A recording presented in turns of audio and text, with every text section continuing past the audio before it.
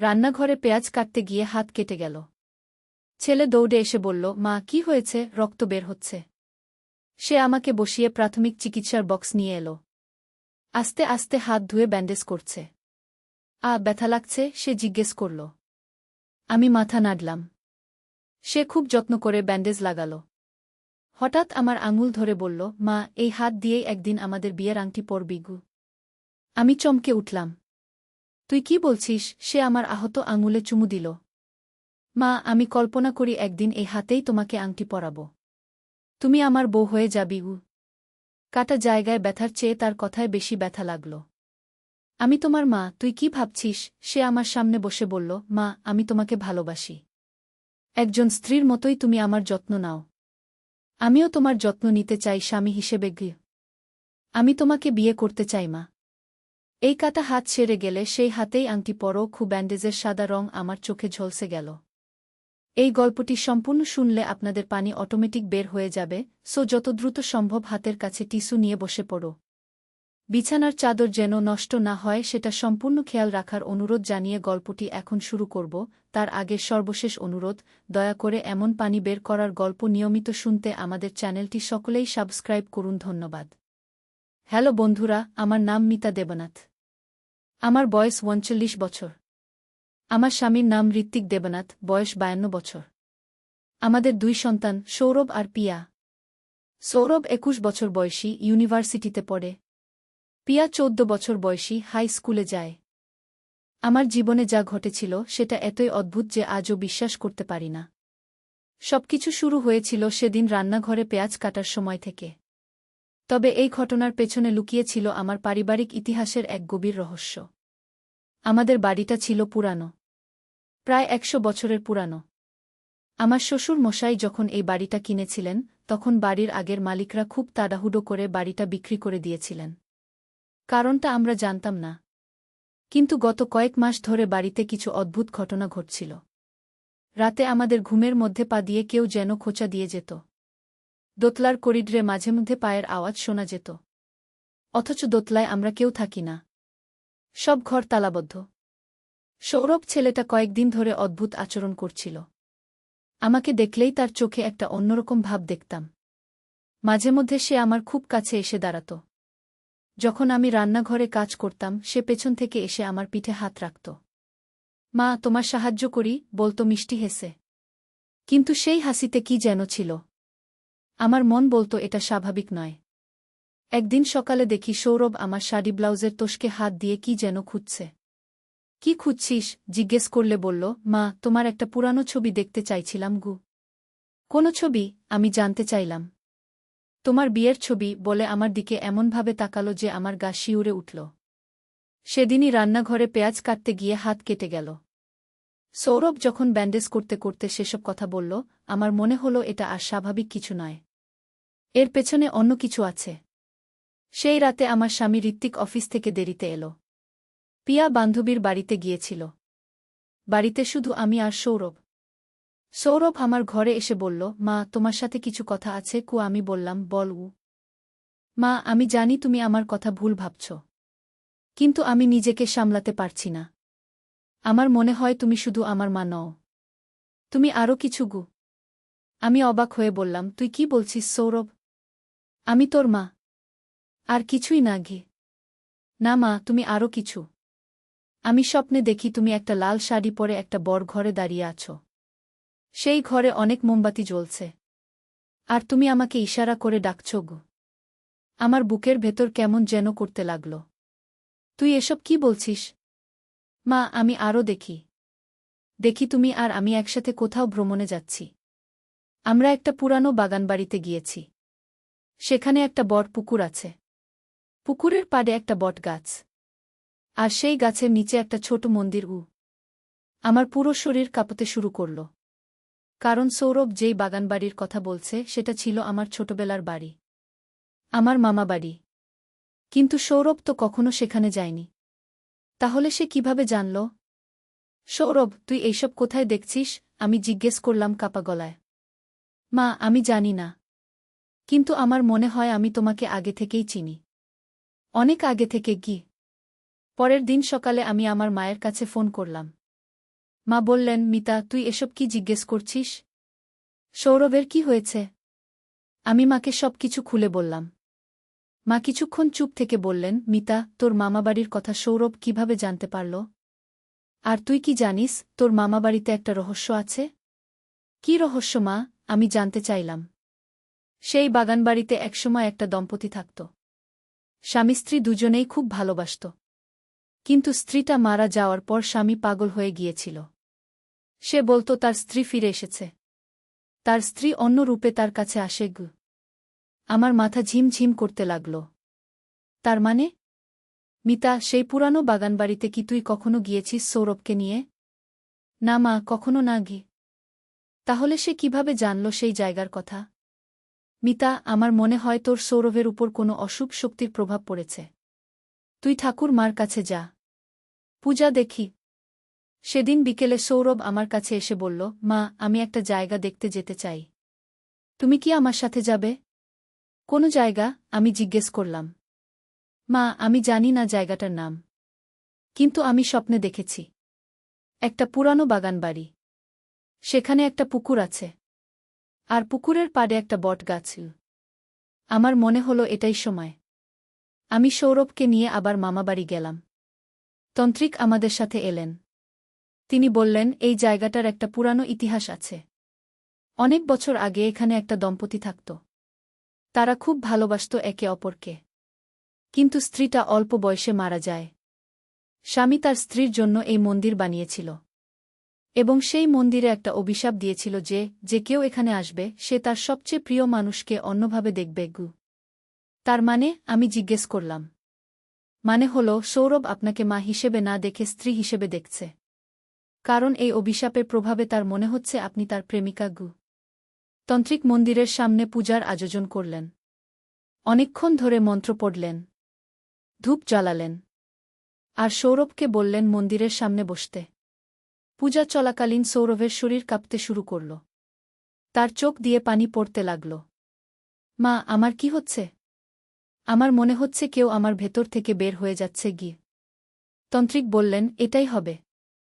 অশুভ শক্তি তার শরীর থেকে বের হয়ে যাচ্ছে। পূজা শেষ হওয়ার পর সৌরভ আমার দিকে তাকাল।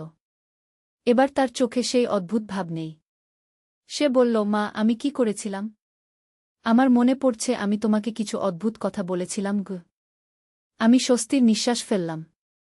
কিছু না সৌরভ, তুই এখন ভালো আছিস? আমরা বাড়ি ফিরে এলাম। সৌরভের আচরণ স্বাভাবিক হয়ে গেল। সে আবার আগের মতো আমাকে মা হিসেবে দেখছে। তার সেই অদ্ভুত কথাবার্তা বন্ধ হয়ে গেল। কিন্তু আমার মনে একটা প্রশ্ন রয়ে গেল। সৌরভ কিভাবে মামাবাড়ির কথা জানল? কিভাবে সে স্বপ্নে সেই জায়গা দেখতে পেল? আমি আমার মাকে এই প্রশ্ন করলাম। মা বললেন, মিতা, একটা কথা আছে। তোর জন্মের আগে আমি একবার সেই মন্দিরে গিয়েছিলাম, গর্ভাবস্থায়। হয়তো সেই সময় তোর উপর কোনো প্রভাব পড়েছিল। আর তুই যখন সৌরভকে গর্ভে ধারণ করেছিলিস, হয়তো সেই প্রভাব সৌরভের মধ্যে চলে গিয়েছিল। আমার মনে হলো এটাই সঠিক ব্যাখ্যা। কিন্তু এখন আর সেসব ভাবার দরকার নেই। সৌরভ ভালো আছে। আমাদের পরিবার স্বাভাবিক হয়ে গেছে। কিন্তু গল্প এখানেই শেষ নয়। আরও অনেক রহস্য লুকিয়েছিল। কয়েকদিন পর পিয়া আমার কাছে এসে বলল, মা, আমি একটা অদ্ভুত স্বপ্ন দেখছি। স্বপ্নে দেখি একটা মহিলা লাল শাড়ি পরে আমার কাছে আসছে। তিনি বলছেন, তুই আমার মেয়ে, আমার কাছে চলে আয়। আমার বুকের ভেতর আবার সেই পুরানো ভয় জেগে উঠল। পিয়া, তুই এই স্বপ্ন কতদিন ধরে দেখছিস? গত 3 দিন ধরে মা। আমি বুঝলাম সমস্যা এখনও শেষ হয়নি। সেই অশুভ শক্তি এখন পিয়ার উপর প্রভাব ফেলছে। আমি আবার তন্ত্রিকের কাছে গেলাম। তিনি বললেন, এই সমস্যার একটাই সমাধান। আপনাকে সেই পুরানো মন্দিরটা ভেঙে ফেলতে হবে। ভেঙে ফেলব? কিন্তু সেটা তো অনেক পুরানো। হ্যাঁ, কিন্তু সেই মন্দিরের মধ্যেই সেই অভিশাপ লুকিয়ে আছে। যতদিন সেই মন্দির থাকবে ততদিন এই সমস্যা হতেই থাকবে। আমি পরিবারের সবার সাথে পরামর্শ করলাম। ঋত্বিক প্রথমে রাজি হল না। কিন্তু যখন পিয়ার অবস্থা আরও খারাপ হতে শুরু করল, তখন সে রাজি হয়ে গেল। আমরা পরের সপ্তাহে একদল মানুষ নিয়ে মামাবাড়ি গেলাম, মন্দিরটা ভাঙার জন্য। কিন্তু যখন আমরা মন্দির ভাঙতে শুরু করলাম তখন অনেক অদ্ভুত ঘটনা ঘটতে শুরু করল। হঠাৎ করে আকাশে মেঘ জমল। জোর বাতাস বইতে শুরু করল। মন্দিরের ভেতর থেকে এক ধরনের কান্নার আওয়াজ আসতে লাগল। কিন্তু আমরা থামলাম না। মন্দিরটা সম্পূর্ণ ভেঙে ফেললাম। মন্দিরের ভেতর থেকে একটা পুরানো কফিন বের হল। কফিনের ভেতরে একটা মহিলার কঙ্কাল। তান্ত্রিক বললেন, এই হল সেই স্ত্রীর কবর, যার জন্য এই মন্দির বানানো হয়েছিল। এই কবরটা যথাযথ নিয়মে অন্য জায়গায় দাফন করতে হবে। আমরা সেই কঙ্কাল নিয়ে একটা গোরস্থানে গিয়ে সেটা দাফন করলাম। তান্ত্রিক সেখানে আবার পূজা করলেন, শান্তির জন্য প্রার্থনা করলেন। এরপর থেকে আমাদের পরিবারে আর কোনো অদ্ভুত ঘটনা ঘটেনি। পিয়ার স্বপ্ন বন্ধ হয়ে গেছে। সৌরভ সম্পূর্ণ স্বাভাবিক। কিন্তু আমার মনে একটা কৌতূহল রয়ে গেল। সেই দম্পতি কারা ছিল? তাদের আসল গল্প কি? আমি স্থানীয় মানুষদের কাছে খোঁজখবর নিলাম। একজন বৃদ্ধ লোক আমাকে বললেন, সেই দম্পতির নাম ছিল রাজেন আর কমলা। রাজেন ছিল একজন ধনী জমিদার। কমলা ছিল তার স্ত্রী। তারা খুবই ভালোবাসত একে অপরকে। কিন্তু কমলার বয়স যখন 25 বছর, তখন সে একটা অদ্ভুত রোগে আক্রান্ত হয়। কী রোগ? আমি জানতে চাইলাম। কেউ জানত না। ডাক্তার বলেছিল এটা কোনো প্রাকৃতিক রোগ নয়, কোনো অশুভ শক্তির কারণে হয়েছে। কমলা দিনে দিনে দুর্বল হয়ে যেতে লাগল। আর মাঝে মধ্যে সে অদ্ভুত কথাবার্তা বলত। কী ধরনের কথাবার্তা? সে বলত, আমি মরে যাওয়ার পর তুমি আমাকে ভুলে যেও না। আমি তোমার কাছে ফিরে আসব অন্য রূপে। আমার গা শিউরে উঠল। তারপর কমলা মারা যাওয়ার পর রাজেন পাগল হয়ে গেল। সে সেই মন্দির বানাল। আর সেই মন্দিরে কমলার জন্য দোয়া করত। কিন্তু সেটা দোয়া নয়, অভিশাপ হয়ে গিয়েছিল। কি অভিশাপ? রাজেন বলেছিল, কমলা, তুমি আমার কাছে ফিরে এসো, যে কোনো রূপে। যদি তুমি না ফেরো, তাহলে যে কেউ এই জায়গায় আসবে, তারা তাদের প্রিয় মানুষকে ভিন্ন চোখে দেখবে। তারাও আমার মতো কষ্ট পাবে। আমি বুঝলাম এটাই ছিল সেই অভিশাপের আসল কাহিনী। একজন স্বামীর স্ত্রীর জন্য অন্ধ ভালোবাসা অভিশাপ হয়ে গিয়েছিল। কিন্তু এখন সেই অভিশাপ ভেঙে গেছে। আমরা সেই কঙ্কাল যথাযথভাবে দাফন করেছি। কমলার আত্মা শান্তি পেয়েছে। তবে আমার গল্প এখানেই শেষ নয়।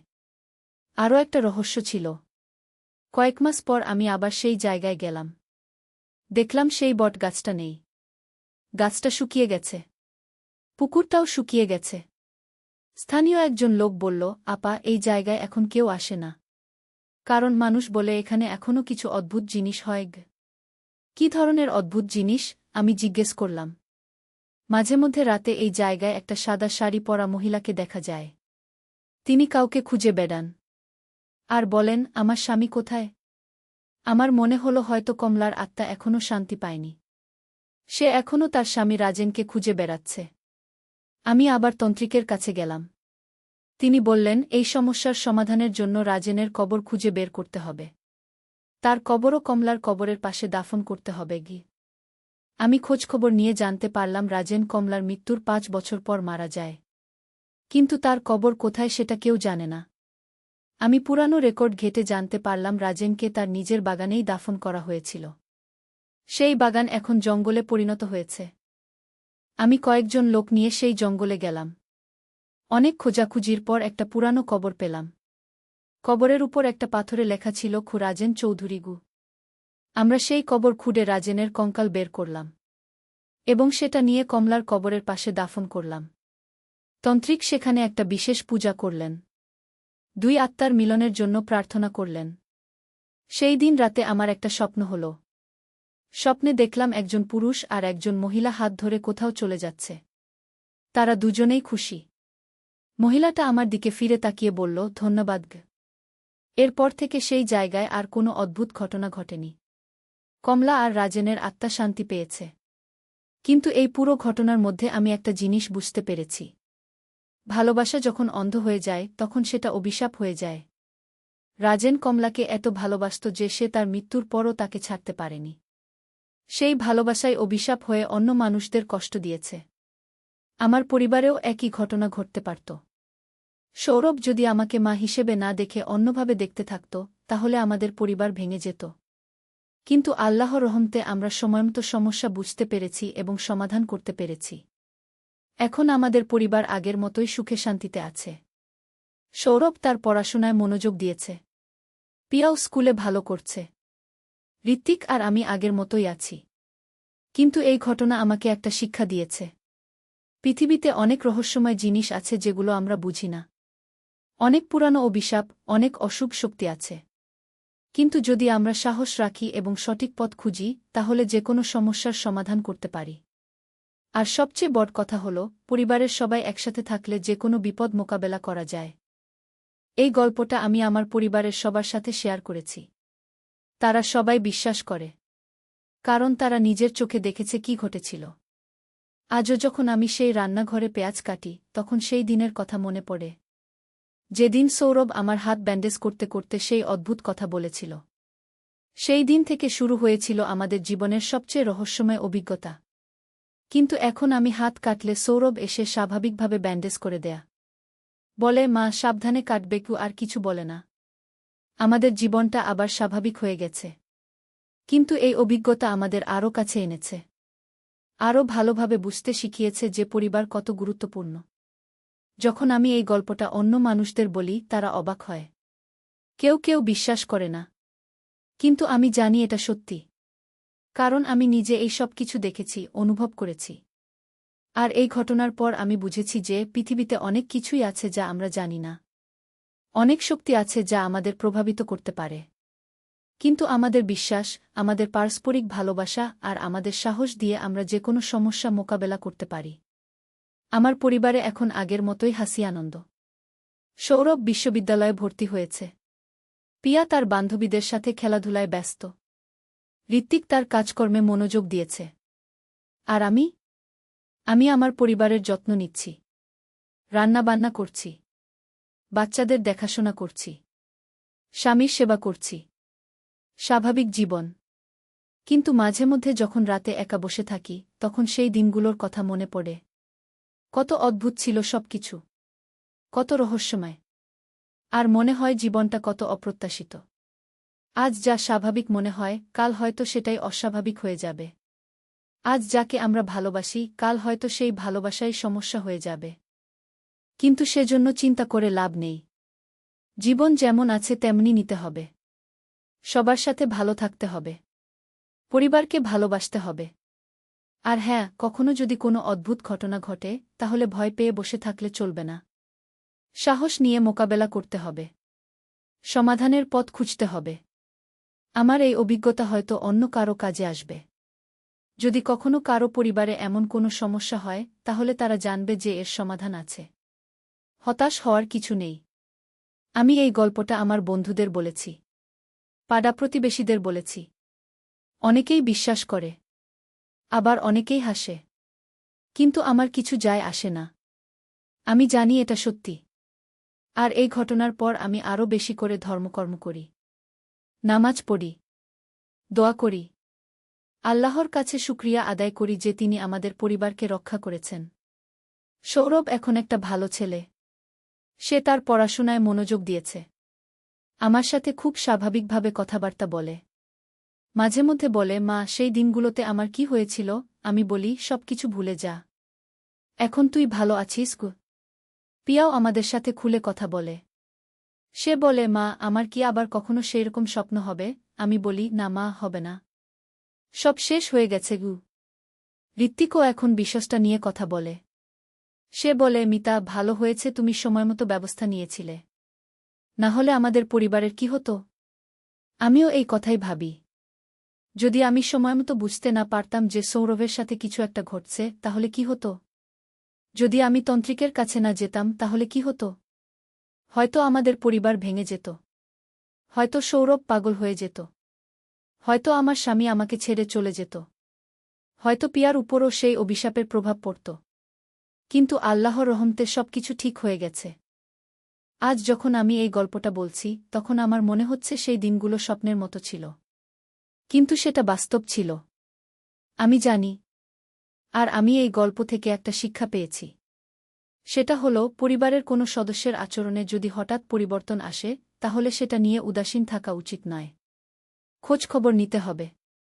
কারণ খুঁজতে হবে। আর যে কোনো সমস্যার একটা সমাধান আছে। শুধু ধৈর্য রাখতে হবে আর সঠিক পথ খুঁজতে হবে। আমার মনে আছে যেদিন সৌরভ আমার হাতে ব্যান্ডেজ করতে করতে সেই কথা বলেছিল, সেদিন আমার খুব রাগ হয়েছিল। মনে হয়েছিল ছেলেটা পাগল হয়ে গেছে। কিন্তু পরে বুঝেছি সেটা তার দোষ ছিল না। সেটা ছিল অশুভ শক্তির প্রভাব। তাই কখনো যদি পরিবারের কেউ অদ্ভুত আচরণ করে, তাহলে তার উপর রাগ না করে বরং তাকে সাহায্য করার চেষ্টা করা উচিত। আমি এখনও মাঝে মধ্যে সেই পুরানো জায়গায় যাই। দেখি সেখানে এখন আর কিছুই নেই। শুধু একটা খালি জমি। ঘাসপাতা গজিয়েছে। কোনো মন্দির নেই, কোনো বট গাছ নেই, কোনো পুকুর নেই। কিন্তু আমি জানি এই জায়গায় একসময় একটা প্রেমের গল্প ছিল। রাজেন আর কমলার। যেই প্রেম পরে অভিশাপ হয়ে গিয়েছিল।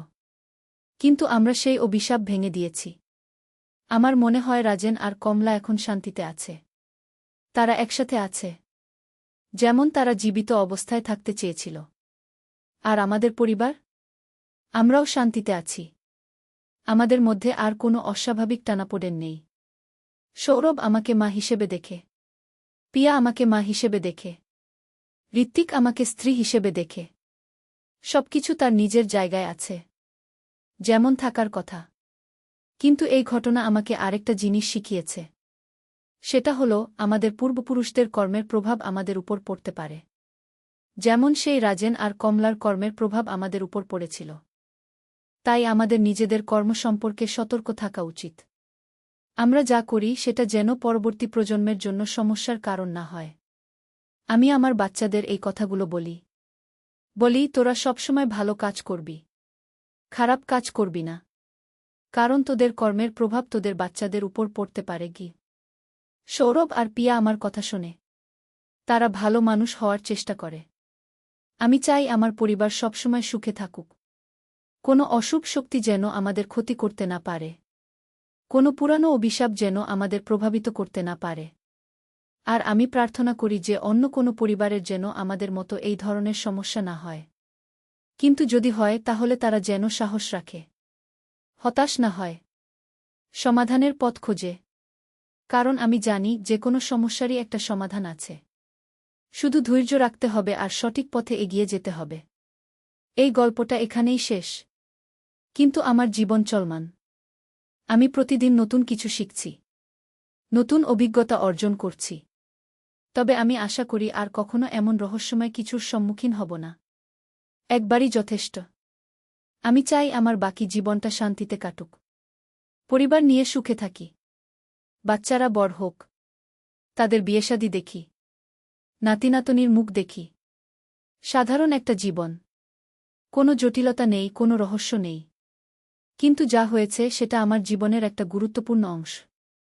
সেটা আমাকে অনেক কিছু শিখিয়েছে। আমাকে আরও শক্তিশালী বানিয়েছে। আর সবচেয়ে বড় কথা, সেটা আমাদের পরিবারকে আরও কাছে এনেছে। আমরা এখন একে অপরকে আরও ভালোভাবে বুঝি। আরও যত্ন করি। সৌরভ এখন আমার সাথে সব কথা শেয়ার করে। কোনো কিছু লুকায় না। পিয়াও আমার খুব কাছাকাছি।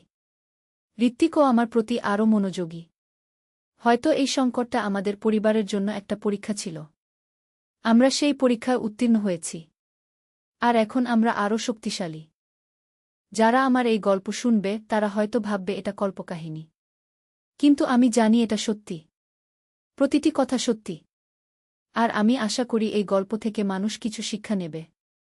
বুঝবে যে পরিবার কত গুরুত্বপূর্ণ। একে অপরের যত্ন নেওয়া কত দরকার। আর সবচেয়ে বড় কথা, কখনো যদি কোনো সমস্যায় পড়ে তাহলে হাল ছেড়ে দিয়ে বসে থাকবে না। লড়াই করবে। সমাধান খুঁজবে। কারণ জীবনের সবকিছুরই একটা সমাধান আছে। শুধু ধৈর্য রাখতে হবে আর সাহস রাখতে হবে। আমার গল্প এখানেই শেষ। ধন্যবাদ সবাইকে যারা আমার কথা শুনেছে। আশা করি এই গল্প থেকে কিছু উপকার হবে। আল্লাহ সবাইকে ভালো রাখুন। সবার পরিবারে শান্তি থাকুক। কোনো অশুভ শক্তি যেন কারো ক্ষতি করতে না পারে।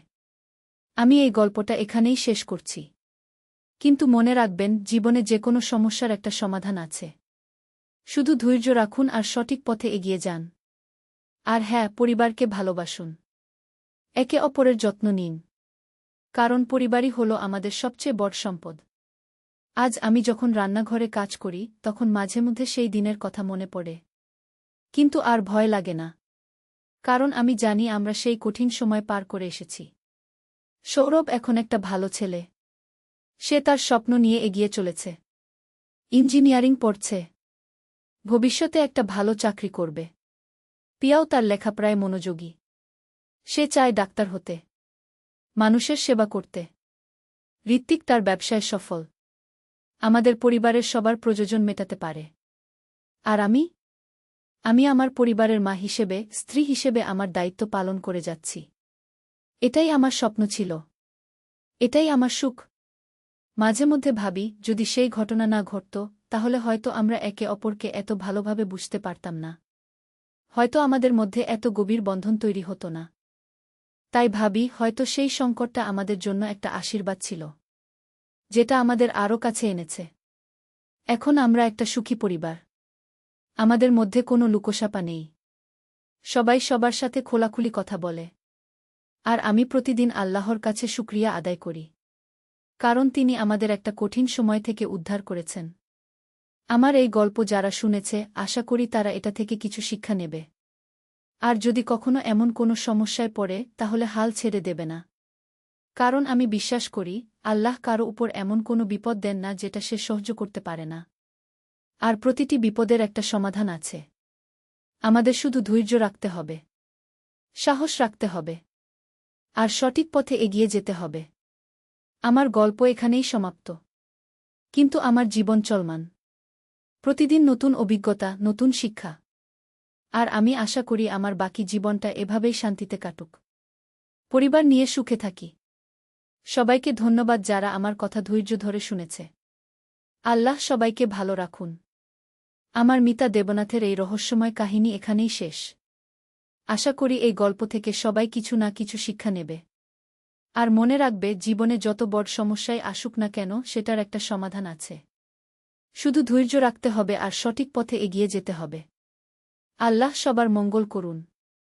আমিন। যে মামাবাড়ি যাব, দেখব আসলে কি হয়। পরের দিন সকালে আমি সৌরভকে নিয়ে রওনা দিলাম। গন্তব্য আমার মামাবাড়ি। যেই বাগানবাড়ির কথা সৌরভ বলেছিল। পথে সৌরভকে জিজ্ঞেস করলাম, তুই কি জানিস আমরা কোথায় যাচ্ছি?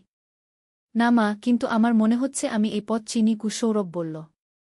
আমরা যখন মামাবাড়ি পৌঁছালাম, সৌরভ চোখ বড় করে তাকিয়ে রইল। মা, এটাই সেই জায়গা। আমি এটা স্বপ্নে দেখেছি। আমি সৌরভকে নিয়ে বাগানে গেলাম। সৌরভ সোজা পুকুরের পাড়ের বটগাছের দিকে এগিয়ে গেল, যেন সে জানেই কোথায় যেতে হবে। বটগাছের নিচে পৌঁছে সৌরভ বলল, মা, এখানে একটা মন্দির থাকার কথা। আমি তাকিয়ে দেখলাম, সত্যিই সেখানে একটা ছোট মন্দির আছে। কিন্তু সেটা ঝোপঝাড়ে ঢাকা। আমরা মন্দিরের কাছে গেলাম। সৌরভ হঠাৎ করে মন্দিরের দরজায় হাত দিয়ে বলল, মা, এই মন্দিরে কোনো পুরানো জিনিস আছে কিনা দেখি। আমি বললাম, না সৌরভ, এখানে কিছু ঘাটাঘাটি করবি না। কিন্তু সৌরভ শুনল না। সে মন্দিরের দরজা খুলে ভেতরে ঢুকল। আমিও তার পেছনে গেলাম। মন্দিরের ভেতরে একটা পুরানো মূর্তি আছে। আর মূর্তির সামনে কিছু পুরানো জিনিসপত্র। সৌরভ হঠাৎ একটা পুরানো কাগজ হাতে নিয়ে বলল, মা, এটা দেখো। কাগজটায় কিছু লেখা ছিল, পুরানো বাংলায়। আমি পড়ার চেষ্টা করলাম। লেখা ছিল এরকম, যে ব্যক্তি এই মন্দিরে আসবে এবং এই কাগজ পড়বে, সে তার প্রিয় মানুষকে ভিন্ন দৃষ্টিতে দেখবে। প্রেমের বন্ধন ছাড়িয়ে অন্য সম্পর্কের দিকে এগিয়ে যাবে। আমার মনে হল এটাই সৌরভের অদ্ভুত আচরণের কারণ। কিন্তু সৌরভ তো কখনো এখানে আসেনি। তাহলে এই প্রভাব কিভাবে তার উপর পড়ল? সেই রাতে আমরা বাড়ি ফিরলাম। কিন্তু সৌরভের আচরণ আরও বদলে গেল। সে আমাকে সারাক্ষণ অনুসরণ করতে লাগল। আমি যেখানে যাই সে সেখানে যায়। আমি কি করি সে সেটা দেখে। ঋত্বিক একদিন বলল, মিতা, সৌরভের কি হয়েছে? ও তোর পেছনে পেছনে ঘুরে বেড়াচ্ছে কেন? আমি ঋত্বিককে সব খুলে বললাম। ঋত্বিক শুনে অবাক হয়ে গেল। তুমি কি পাগল হয়ে গেছ মিতা? এসব কি বলছ? আমি সত্যি বলছি ঋত্বিক। সৌরভের আচরণ স্বাভাবিক নেই। সেদিন রাতে আমার ঘুম ভেঙে গেল একটা আওয়াজে। দেখি সৌরভ আমার বিছানার পাশে দাঁড়িয়ে আছে। সৌরভ, কি হয়েছে? আমি জিজ্ঞেস করলাম। মা, আমি ঘুমাতে পারছি না। আমার মনে হচ্ছে তুমি কোথাও চলে যাবে গু। আমি কোথাও যাচ্ছি না সৌরভ। তুই ঘুমাতে যা গু। না মা, আমি তোমার পাশে বসে থাকব বলে সৌরভ আমার বিছানার পাশে একটা চেয়ার টেনে বসল। সৌরভ, তুই কি করছিস? তোর বাবার কি মনে হবে? মা, বাবা গভীর ঘুমে আছেন। উনি জানবেন না গি। আমি বুঝলাম পরিস্থিতি নিয়ন্ত্রণের বাইরে চলে যাচ্ছে। পরের দিন আমি একটা তন্ত্রিকের কাছে গেলাম। তিনি আমার কথা শুনে বললেন, আপনার ছেলের উপর কোনো অশুভ আত্মার প্রভাব পড়েছে। এটা সারাতে হবে গু। কিভাবে সারাবো? আমি জানতে চাইলাম। আপনাকে একটা বিশেষ পূজা করতে হবে। আর যেই জায়গায় গিয়ে এই সমস্যা শুরু হয়েছে সেই জায়গায় গিয়ে একটা শুদ্ধিকরণ অনুষ্ঠান করতে হবে গু। আমি তন্ত্রিকের পরামর্শ অনুযায়ী প্রস্তুতি নিতে শুরু করলাম। কিন্তু সৌরভের আচরণ দিন দিন আরও অস্বাভাবিক হয়ে উঠছিল। একদিন আমি রান্নাঘরে রান্না করছিলাম। সৌরভ পেছন থেকে এসে আমার কোমরে হাত রাখল। মা, তুমি কত সুন্দর গু। আমি চমকে ঘুরে দাঁড়ালাম। সৌরভ, তুই কি করছিস? মা, আমি তোমাকে প্রশংসা করছি বলে সৌরভ আমার খুব কাছে এসে দাঁড়াল। সৌরভ, তুই আমার থেকে দূরে সরে দাঁড়া। এটা ঠিক নয় গু। কেন মা? আমি তো তোমারই ছেলে। আমি তোমার কাছে থাকতে পারব না? পারবি, কিন্তু এভাবে নয় গু। সেদিন সন্ধ্যায় ঋত্বিক অফিস থেকে এসে বলল, মিতা, আজ আমার অফিসের একটা জরুরি কাজ আছে। আমাকে রাতে অফিসে যেতে হবে। কাল সকালে ফিরব গু। আমার মনে হল ঋত্বিক চলে গেলে সৌরভের সাথে একা থাকতে হবে। এটা ভালো হবে না। ঋত্বিক, আমি তোমার সাথে যাব গু। কেন? বাচ্চারা একা থাকবে কিভাবে? পিয়া বান্ধবীর বাড়িতে থাকবে। আর সৌরভ গু। আমি আর বলতে পারলাম না। ঋত্বিক চলে গেল। সেই রাতে খাবার পর পিয়া বান্ধবীর বাড়ি চলে গেল। বাড়িতে শুধু আমি আর সৌরভ। আমি তাড়াতাড়ি আমার ঘরে গিয়ে দরজা বন্ধ করে দিলাম। কিন্তু রাত প্রায় 12টার সময় দরজায় টোকা পড়ল। মা, দরজা খোলো উ। কি চাই তোর সৌরভ? মা, আমার ভয় লাগছে। আমি তোমার পাশে ঘুমাবো গু। না সৌরভ, তুই তোর ঘরে যা গু।